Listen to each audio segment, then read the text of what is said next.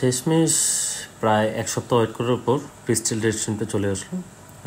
নিয়ে আসতাম অনেক আগেই, বাট আমি গ্রামে গেছিলাম, যার জন্য 7 দিন ছিলাম না, তাই অর্ডার দিতে লেট হয়ে গেছিলো। এর মাঝে ট্যাঙ্কটা 7 দিন আমাদের আরও সাইকেল হয়ে গেলো সুন্দর মতো। তো ট্যাঙ্কটাতে এলগি জমে গেছে আলহামদুলিল্লাহ, একদম পারফেক্ট একটা ট্যাঙ্ক। আর এরকম একটা স্ট্রিম, ক্রিস্টাল স্ট্রিম যখন আপনি পালতে যাবেন, অবশ্যই একটা ট্যাঙ্কের বয়স মিনিমাম 15 থেকে 20 দিন হওয়া খুব জরুরি। আর যদি আপনার 80% টু সয়েল দিয়ে করেন তাহলে 1 মাস করাটা সব থেকে মনে হয় আমার কাছে ভালো।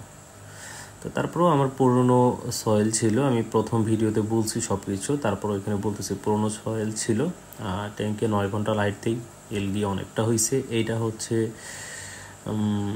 ট্যাঙ্ক ফুল একটা প্রসেসে আর কি চলে আসছে।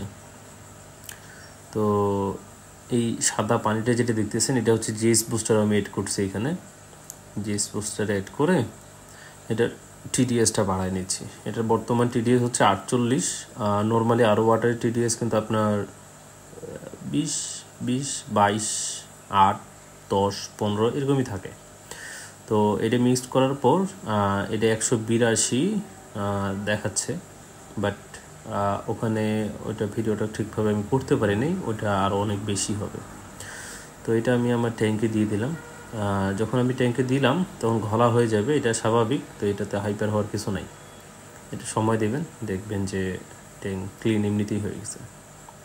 তো জিএস বুস্টারটা অ্যাড করার পর আমার টিডিএস আছে 130।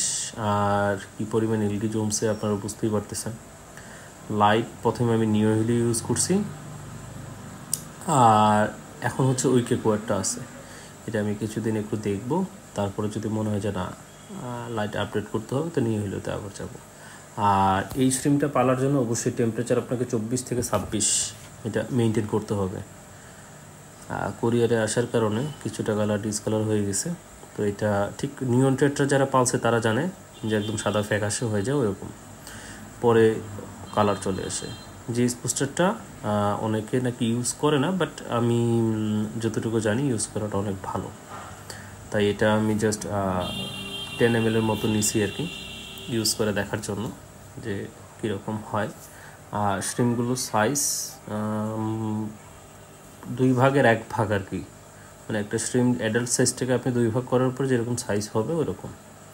তো এটা যখন আমার একুরিয়ামে আসে, মানে আমার শপে আসলো, তখন এটা আমি টেম্পারেচারটা অ্যাডজাস্ট করার জন্য 30 থেকে 40 মিনিটের মতো রাখে দিলাম। তারপর এই টিউবটা দিয়ে ধীরে ধীরে পানিটা মেস্ট করে দিব আর কি, যাতে ট্যাঙ্কে কোনো রকম সমস্যা না হয়। এটা নর্মালি সব মাছের ক্ষেত্রেই করা উচিত, বাট আমরা করি না, কিন্তু এটা করলে অনেক ভালো হয়। এটা এইভাবেই পানিটা চলতে থাকবে 1 ঘন্টা বা তারও বেশি। আপনি যদি কোথাও কাজে যেতে চান কাজেও যেতে পারেন। তো এটা আমি প্রায় 1 ঘন্টার কাছাকাছি 3টার দিকে দিয়েছিলাম, 4:30টার দিকে এটা আমি তুলে নিছি, তারপরে স্ট্রিমটা এড করে দিছি। তো এইভাবেই আসলে চলতেই থাকবে এটা 1 ঘন্টার মতো। তো এর মাঝে আমি যে বিষয়টা বলবো যে এদের কিন্তু ফুডের কোনো প্রয়োজন নয়, আপনি এক্সট্রাভাবে যে ফুড কিনতে হবে এরকম না, বাট ফুড দিতে পারলে ভালো হয়। বাট যদি আপনি না দেন তারপরেও সমস্যা নেই, যখন বেবি হবে তখন দেখা যাবে। তো এটা বড় সাইজ হইতে হইতে অনেকটা সময় নেবে। তো এটা আসলে এখনই বেবি আশা করে কোনো লাভ নেই। শেষমেশ আমার এর ইচ্ছা ছিল যে এরকম স্ট্রিম পালবো, সেটা পালতে পারতেছি, এটাই হচ্ছে বড় কথা। আমি জানি না কতটুকু টিকবে কি না,